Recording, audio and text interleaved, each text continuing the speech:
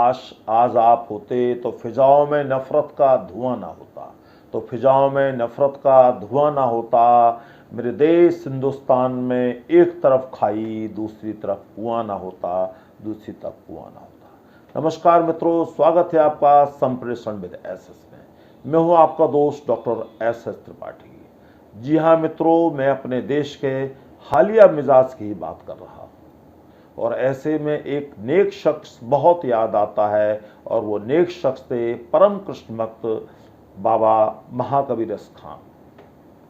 जी हाँ, बाबा रस खान की शख्सियत ही ऐसी थी कि उन्हें जीते जी और दुनिया से जाने के बाद भी आज तक कोई हिंदू या मुसलमान में तकसीम ना कर सका, क्योंकि इनके एक तरफ कुरान थी और तो दूसरे तरफ गीता थी। उन्होंने गीता का अनुवाद फारसी में करवाया, तमाम ग्रंथों का अध्ययन किया। बाबा रस खान हिंदी, संस्कृत, फारसी के प्रकांड विद्वान माने जाते थे। महाकवि रस खान का पूरा जीवन कृष्ण भक्ति, उनकी लीलाओं के वर्णन में गुजरा और बाद में वो ब्रज की माटी में ही समा गए। तो आइए जानते हैं इस नेक फरिश्ते के बारे में कुछ बातें। बाबा रस खान का परिचय। बाबा रस खान का जन्म 1548 के आसपास माना जाता है। जन्म स्थान के बारे में लोगों का मानना है कि कुछ लोग कहते हैं दिल्ली में हुआ था, कुछ लोग कहते हैं यूपी हरदोई में हुआ था, और जबकि कुछ लोग मानते हैं कि काबुल अफगानिस्तान में हुआ था। और बाबा रस खान का पूरा नाम सैयद इब्राहिम खान था, लेकिन कृष्ण लीला के रस माधुर्य में डूबे रहने के कारण वो रस खान नाम से लोकप्रिय हुए। उन्होंने अपना सारा जीवन कृष्ण भक्ति में गुजार दिया। महाप्रभु बल्लभाचार्य जी से दीक्षा ली तो और कृष्णमय हो गए। इन्होंने अनेक काव्य लिखे हैं जिनके प्रमुख नायक भगवान कृष्ण ही हैं। लगभग 60 वर्ष की आयु में बाबा रस खान ने दुनिया को अलविदा कहा और इनकी समाधि मथुरा महावन में आज भी है, जहाँ सैकड़ों लोग रोज जाते हैं। अब बात महाकवि रस खान के काव्य के बारे में। तो महाकवि रस खान के काव्य में ठेठ ब्रज भाषा में इन्होंने लिखा है, जिसमें कृष्ण की बाल लीला, रासलीला, फागलीला और कुंज लीला का उत्कृष्ट सुंदर वर्णन है।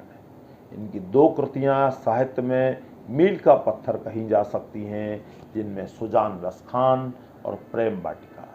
इनके भक्तिभाव वर्णन में कृष्ण की लीलाओं का जीवंत वर्णन है, जिसमें चाहे वो छाछ का मांगना हो, चाहे पर्वत धारण का वर्णन हो, या फिर नारद और व्यास जी को छकाना हो। इसके अलावा महाकवि ने एक ऐसी अभिलाषा की है, उसका प्रमाण अन्यत्र कहीं नहीं मिलता है, उसकी तुलना किसी और अभिलाषा से नहीं की जा सकती है।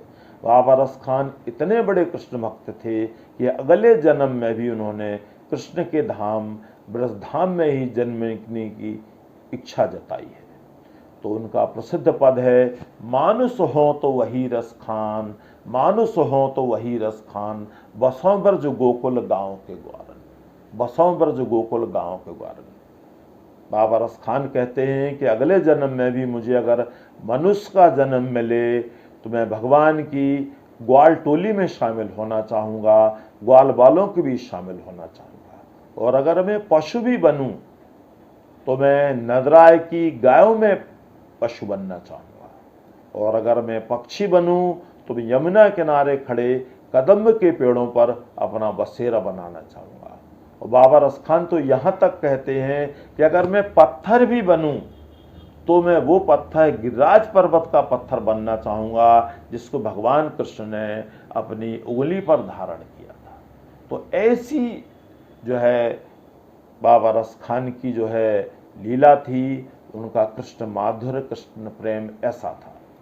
बाबा रस खान कृष्ण जी का सानिध्य पाने के लिए 7 सुख और 9 निधि जो है छोड़ देना चाहते हैं अगर कृष्ण का सानिध्य मिले।